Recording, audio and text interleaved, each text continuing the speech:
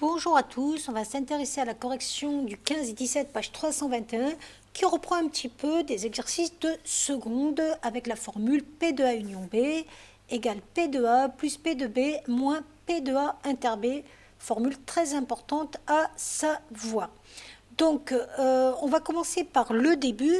On vous donne les informations suivantes. On vous demande d'abord de calculer P de A bar.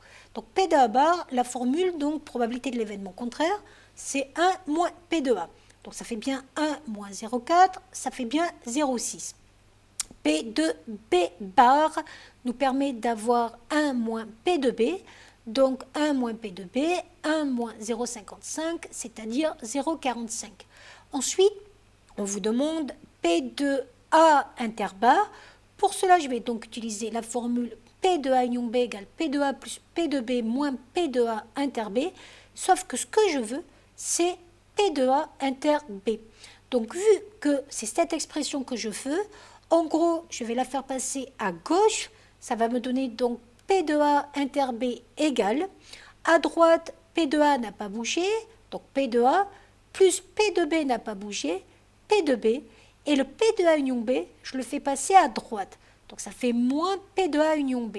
J'arrive donc à 0,4 plus 0,55 moins 0,7, c'est-à-dire 0,25. De toute façon, si vous êtes trompé de sens, vous allez vite vous en rendre compte parce que vous allez tomber sur une probabilité négative. Or, la probabilité d'un événement est toujours un nombre compris entre 0 et 1. Deuxième type d'exercice, celui-ci. Vous avez P de A et vous avez P de A inter B bar. Pour trouver par la suite P de A inter B. Donc, on va utiliser la propriété que la probabilité d'un événement A peut s'écrire la probabilité de l'événement A inter B plus la probabilité de l'événement A inter B bar. Cette formule, elle se retient assez facilement dans le sens où pour avoir l'événement A, soit on a l'événement A en même temps que l'événement B, soit on a l'événement A en même temps que l'événement contraire de B, B bar. Et on ne peut pas avoir les deux en même temps. C'est pour ça qu'on aura la première probabilité, P de A inter B, plus la deuxième probabilité, P de A inter B bar.